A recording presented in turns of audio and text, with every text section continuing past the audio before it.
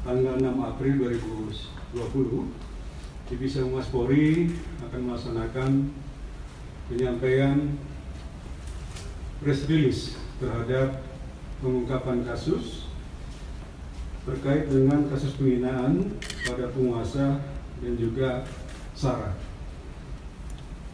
Pengungkapan kasus ini merupakan puncak dari penanganan beberapa kasus sebelumnya yang melibatkan tersangka yang sama atas nama AL, di mana sebelumnya menurut catatan kejahatan yang dilakukan saudara AL dengan jenis kejahatan yang sama terjadi sebelumnya juga telah dilaporkan di 2019 oleh penyidik Barreskrim.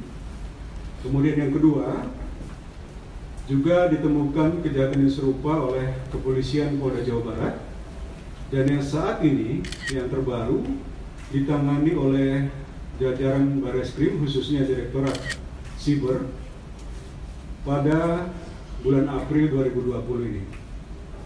Saudara AL ini dipersangkakan telah melakukan tindakan kejahatan berupa penghinaan pada penguasa dan juga SARA.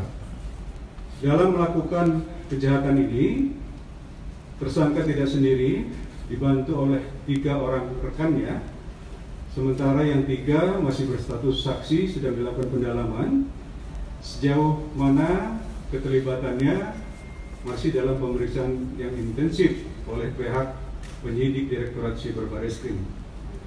Selanjutnya lebih lengkap akan disampaikan oleh Kasubdit 2 Direktorat Tindak Pidana Siber Barreskrim, Kombes Pol Himawan. Dipersilakan.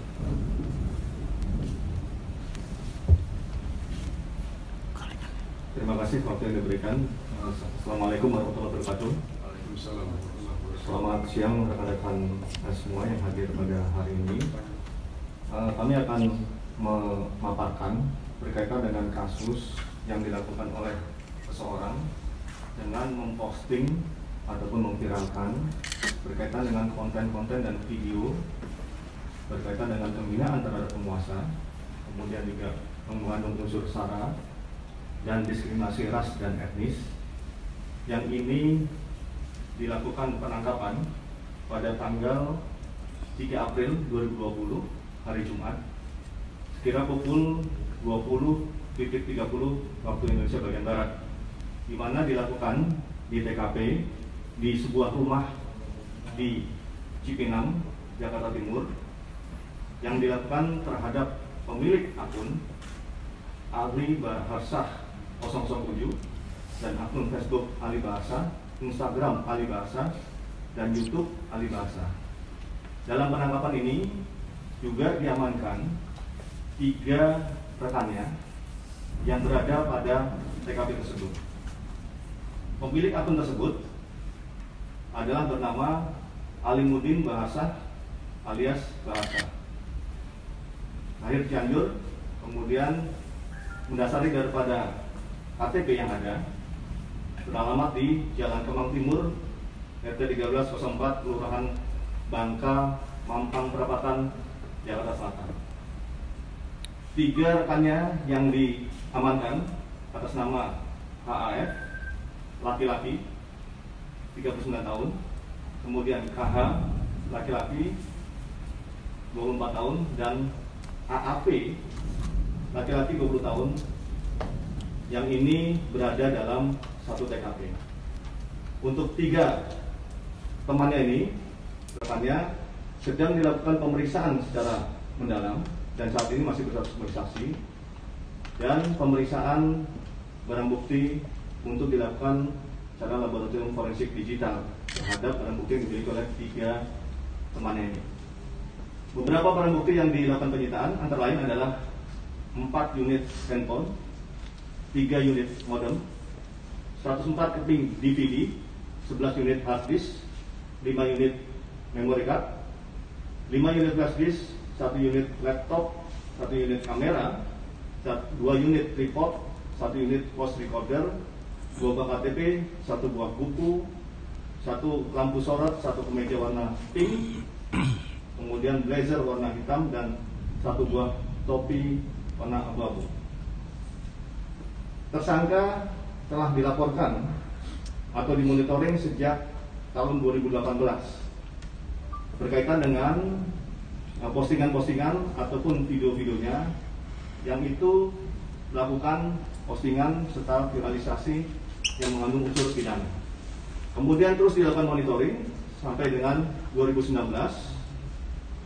yang masih juga melakukan kegiatan-kegiatan tersebut, dan 2019 itu dilakukan pembuatan laporan polisi oleh penyidik yang ternyata ini terus berlanjut sampai dengan 2020 bulan 2 itu ada laporan dari seseorang di Polda Jabar tentang kegiatan yang dilakukan oleh tersangka, dan 2020 pada bulan April juga dilaporkan di Barreskrim Polri berkaitan dengan kegiatan yang dilakukan oleh tersangka. Modus operandi adalah yang bersangkutan melakukan kegiatan pemostingan yang sebelumnya dilakukan pembuatan video merekam video tersebut, kemudian diposting yang berkaitan dengan unsur sara, diskriminasi etnis dan ras, kemudian berita bohong, penghinaan terhadap penguasa, yang juga memposting dan diviralkan melalui akun media sosialnya maupun WhatsApp group yang ada.